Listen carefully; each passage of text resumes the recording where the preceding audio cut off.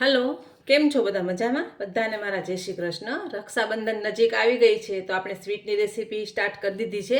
આગળ ઘણી બધી સ્વીટના વિડીયો આપણે અપલોડ કરેલા જ છે. તમને જોવા હોય તો તે તમે જોઈ શકો છો. તમને આ આઈડિયા જે આવતું હશે કે હું તમને ઘરની સામગ્રીમાંથી જ રેસીપી બનાવતા શીખવાડું છું. તો લગભગ હમણાં હું મિલ્ક પાવડરમાંથી જ બધી રેસીપી બતાવું છું કે પેંડા ઘરે કેવી રીતે બને, મોળો માવો કેવી રીતે બને, એ બધું હું તમને બતાવું છું. તો આજે આપણે તૂટી ફૂટી સ્ટ્રોબેરી પેંડા બનાવશું. એકદમ ટેસ્ટી એવા અને માર્કેટ કરતાં પણ સરસ અને ઘરમાં સસ્તા પડે છે. મેં તમને જેમ કીધું એમ કે ઘરમાં ટોપરાનું ખમણ કે મિલ્ક પાવડર કે 2-3 બીજી વસ્તુ હોય છે તો મિક્સ મેચ કરીને આપણે કોઈ પણ રેસીપી બનાવી શકીએ છીએ. તો આપણે મિલ્ક પાવડર લીધું છે. હવે માપ તમને કહી દઉં તો 1 વાટકી ખાંડ છે, 1 વાટકી દૂધ છે અને આ જ વાટકીના માપે 2 વાટકી મિલ્ક પાવડર છે. તૂટી ફૂટી છે, સ્ટ્રોબેરી એસેન્સને કલર છે, ઘી છે અને ઇલાયચી છે. હવે બધા સિલ્વર વર્ક લગાવે છે, ચાંદીનો વર્ક જે આપણે કહીએ છીએ, પણ આજે આપણે પેંડા ઉપર ગોલ્ડન વર્ક લગાવશું. તો પહેલાં આપણે એનો માવો બનાવી લઈએ, મોળો માવો.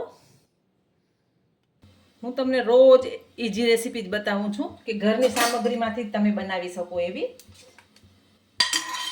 પહેલાં આપણે ગેસ બંધ કરી દઈશું. પહેલાં આપણે ઘી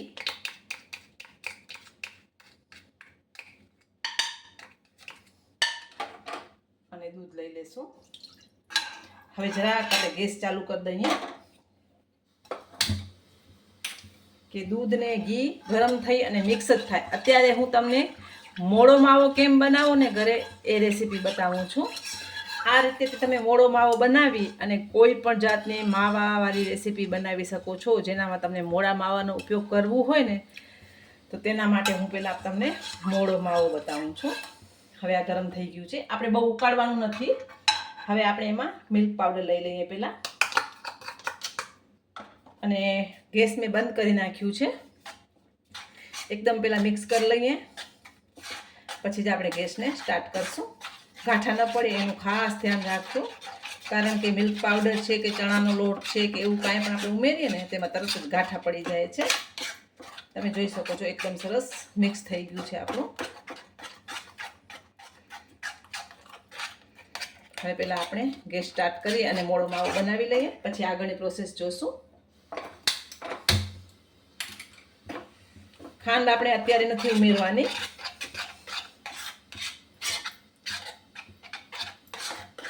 સતત એને હલાવતા રહેવાનું છે કે માવો આપણો તળિયે ચોટી ન જાય. એકદમ હમણાં સરસ જ તૈયાર થઈ જશે અને આ માવો બનાવવામાં વાર નથી લાગતી, ફટાફટ ઘરમાં બની જાય છે. એટલે જ મેં તમને કીધું કે મિલ્ક પાવડર જો તમારા ઘરમાં હોય તો તમે ફટાફટ રેસીપી, ગેસ મેં ધીમું કરી નાખ્યું છે. તમે જોઈ શકો છો માવો આપણો બનવાનું સ્ટાર્ટ થઈ ગયું છે.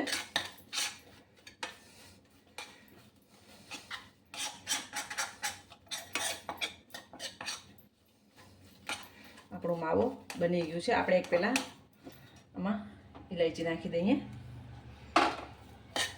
અને એક બાઉલમાં પહેલાં લઈ લઈએ. આપણે આને ઠંડો કરીએ, પછી આગળની પ્રોસેસ જોશું. તો આપણે માવાને એક બાઉલમાં લઈ લીધું છે. હમણાં થોડું ઠંડુ થાય ને પછી આપણે આગળની પ્રોસેસ જોઈએ.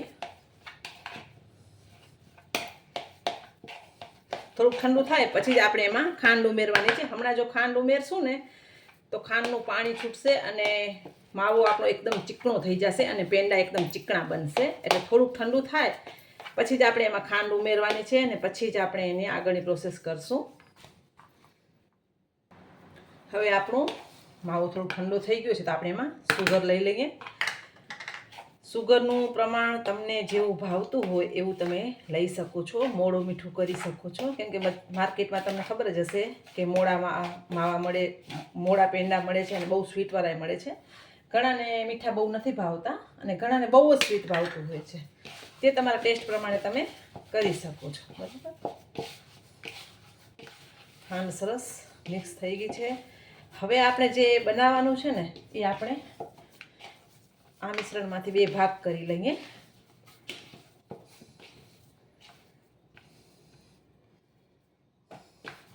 આપણે વ્હાઈટ રાખશું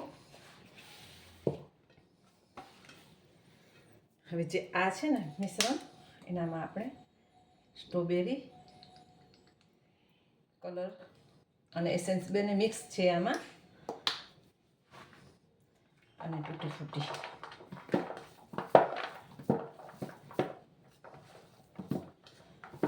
તો આપણે મિક્સ કરી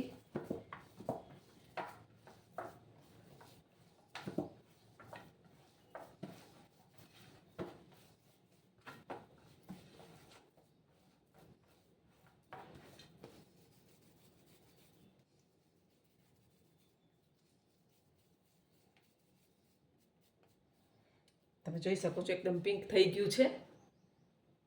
હવે આ આપણું સિલિકોન મેટ છે. હવે આ મેટ ઉપર તમે કોઈ પણ કામ કરી શકો છો. ખાવા પીવાની જે આપણી વસ્તુ હોય છે ને એ આ મેટ ઉપર આપણે કામ કરી શકીએ છીએ. હવે એના ઉપર આપણે પહેલાં આવી રીતે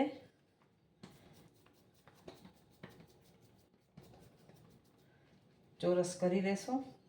અને માર્કેટમાં જે સ્વીટ મળે છે ને એ બધી માવાવાળી નથી હોતી, આવી જ રીતે મિલ્ક પાવડરવાળી જ હોય છે.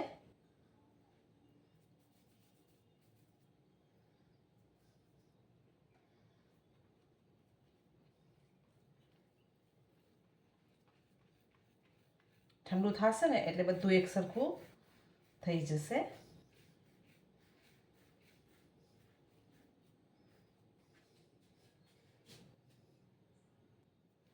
હવે મેં આવી રીતે બટર પેપર લીધું છે. હવે એને હું થોડોક નાનો એવો પીસ કરી લઈશ. બટર પેપર છે એ હું કેકમાં ઉપયોગ કરું છું, પણ કુકિંગ આઈટમ કોઈ પણ તમારે જરૂર પડતી હોય એમાં તમે બટર પેપરનો ઉપયોગ કરી શકો છો.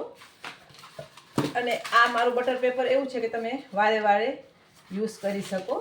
અને આવી રીતે રાખી અને આવી રીતે લઈ લેવાનું છે. તમે જોઈ શકો મેં કેટલું ઇઝીલી કરી લીધું ને.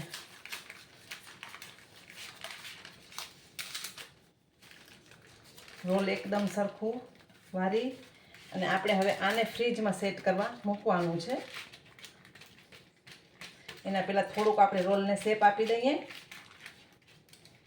હવે આ ફ્રીજમાં 2 થી 3 કલાક માટે સેટ કરવાનું છે કે આપણે જે શેપ જોઈએ છે પેંડાનો એ શેપ આપણે મળી જાય.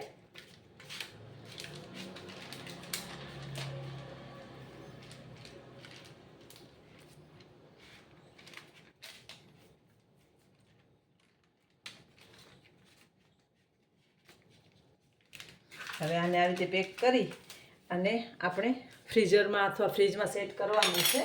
તો આપણે સેટ કરી લઈએ પહેલાં. હવે ચાંદીનો વરખ તો બધા લગાવતા હોય છે, આજે આપણે ગોલ્ડન વરખ લગાવશું.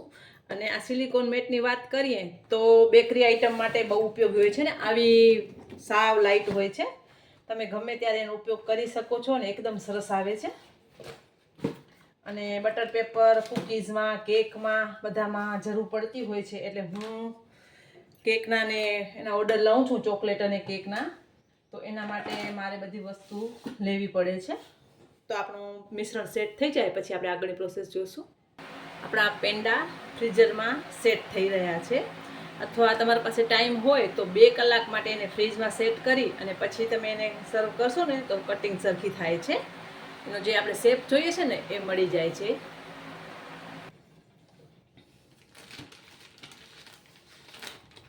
હજી મારો બહુ સેટ નથી થયું, પણ તમને બતાવવા માટે હું કટિંગ કરીને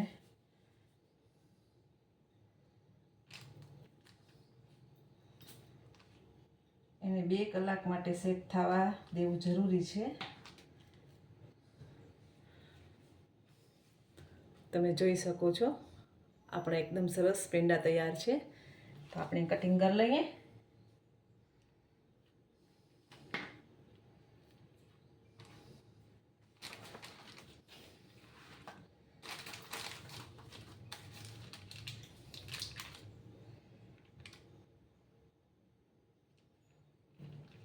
તમે માર્કેટમાં મળે છે એ જ આપણે રેસીપી તૈયાર કરી છે.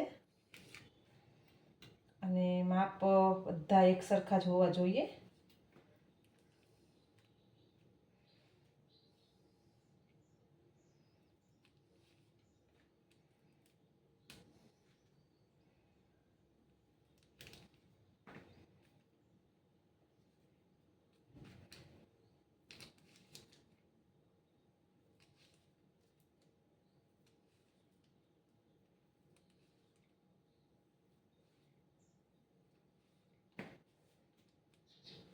બધા આપણે એકદમ સરસ થઈ ગયા છે. આપણે સર્વ કરી લેશું.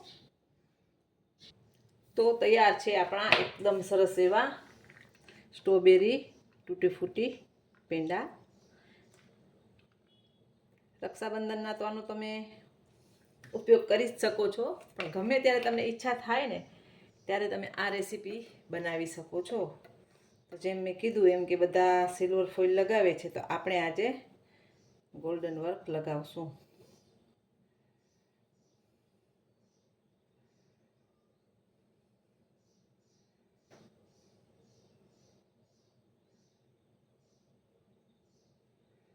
આ પણ માર્કેટમાં ઇઝીલી મળી જાય છે.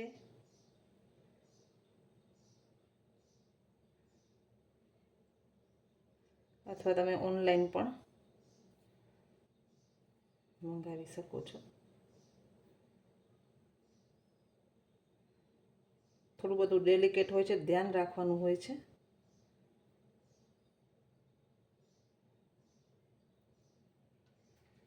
તો તમે જોઈ શકો છો એકદમ સરસ એવું. મને એમ લાગે છે બધું વ્હાઈટ વ્હાઈટ થઈ જાય છે, તો જરાક ડીશ ચેન્જ કરી લઈએ આપણે. હવે લુક આવ્યું ને કે પેંડા દેખાઈ રહ્યા છે. તમે જોઈ શકો છો અંદર પિંક છે અને બારે વ્હાઈટ છે. એકદમ સરસ પીસ થયા છે. ને હજી પણ તમે 2 કલાક ફ્રીજમાં સેટ કરીને કટિંગ કરો છો તો એકદમ પરફેક્ટ કટિંગ આવે છે. પણ આપણા સરસ જ બન્યા છે. તો આ રેસીપી ચોક્કસ આ રક્ષાબંધનના તમારા ઘરે બનાવજો, તમારા ભાઈ માટે લઈ જાજો. અને ગમે ત્યારે તમારી ઈચ્છા થાય ને ત્યારે આ રેસીપી તમે 5 મિનિટમાં જ બનાવી શકો છો. તો બધા બનાવજો અને મને કમેન્ટમાં કહેજો કેવી બની છે. બધાને મારા જય માતાજી.